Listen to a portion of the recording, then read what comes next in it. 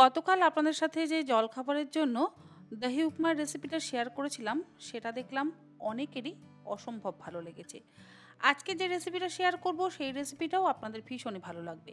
তবে এটা জলখাবারের জন্য নয়, এটা রাতে রুটি পরোটার সাথে খাওয়ার জন্য। আবার চাইলে অফিসের টিফিনেও আপনারা এটা দিতে পারেন। আবার যদি ইচ্ছে হয় তাহলে সকালের জলখাবারের রুটির সাথে খেতেই পারেন। বানাবো দহি শিমলা মির্চ বা দহি ক্যাপসিকাম। তার জন্য নিয়েছি এখানে দুটো বড় সাইজের ক্যাপসিকাম, আর ক্যাপসিকাম দুটোকে সরু সরু ও লম্বা লম্বা করে কেটে নিচ্ছি।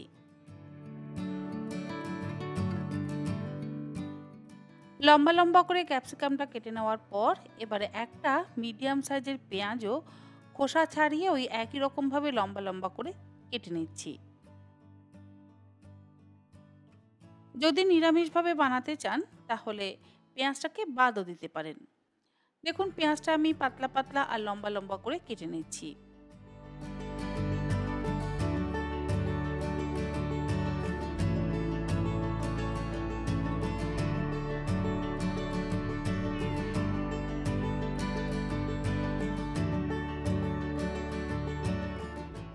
রান্নাটা করবার জন্য কড়াইতে দিয়ে দিলাম 3 চা চামচ পরিমাণে সাদা তেল।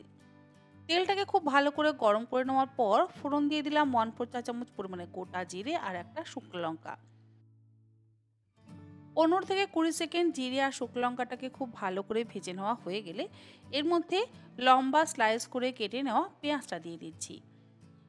গ্যাসের ফ্লেমটাকে মিডিয়াম টু হাইতে করে দিয়ে পেঁয়াজটাকে 2 মিনিট ভেজে নেব। পেঁয়াজটা চাইলে আর একটু মোটা করেও আপনারা কাটতে পারেন।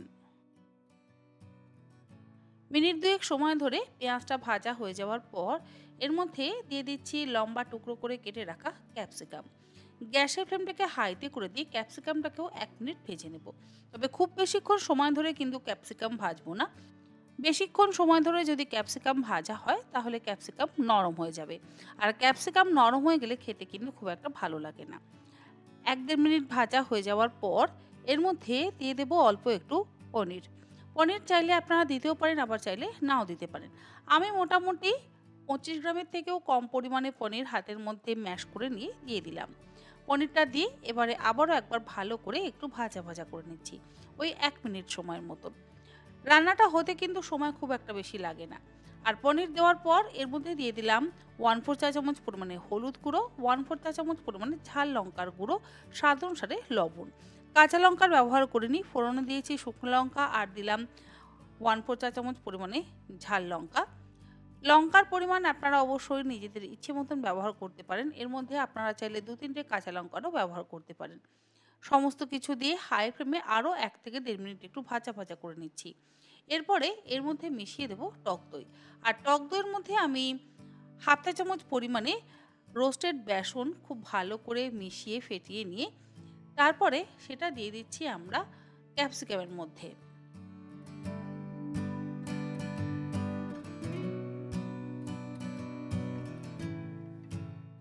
অনেক সময় দেখা যায় টক দই যদি রান্নায় ব্যবহার করা হয় তাহলে ফেটে যায়। তবে 1/2 চা চামচ পরিমাণে রোস্টেড বেসন মিশিয়ে যদি রান্নাতে টক দই ব্যবহার করা হয় তাহলে আর সেই ফেটে যাওয়ার সমস্যা থাকে না। টক দইটা দেওয়ার পর এবারে একসাথে ভালো করে মিশিয়ে নিচ্ছি, আর এই সময় গ্যাসের ফ্লেমটাকে হাইতে করে দিয়েছি। দহি ক্যাপসিকাম কিন্তু অলমোস্ট রেডি। 1 মিনিট একটু ফুটিয়ে নিলেই গ্যাসের ফ্লেমটাকে বন্ধ করে দিয়ে এবার এটাকে আমি সার্ভ করব। আশা করি আমার আজকের এই দহি ক্যাপসিকাম বা দহি শিমলা মির্চের রেসিপি আপনাদের ভালো লাগলো। ভালো লাগলে আপনারা যে কোনো দিন রাতে রুটি খাওয়ার তরকারি হিসেবে এই রেসিপিটা বানাতে পারেন। পরোটার সাথেও খেতে অসম্ভব ভালো লাগে। রান্নার শেষে চাইলে আপনারা সামান্য পরিমাণে একটু চিনি আর অল্প একটু ধনেপাতা কুচি অবশ্যই ব্যবহার করতে পারেন। আমি ধনেপাতা কুচি অবশ্যই সার্ভিংয়ের সময় ব্যবহার করব, তবে চিনির ব্যবহারটা করিনি। আশা করি তন্হির পাকশালার এই চটজলদি 5 মিনিটের রেসিপি আপনাদের ভালো লাগলো। ভালো লাগলে আপনারা অবশ্যই এইরকমভাবে বাড়িতে বানিয়ে আমাকে জানাতে কিন্তু একেবারে ভুলবেন না।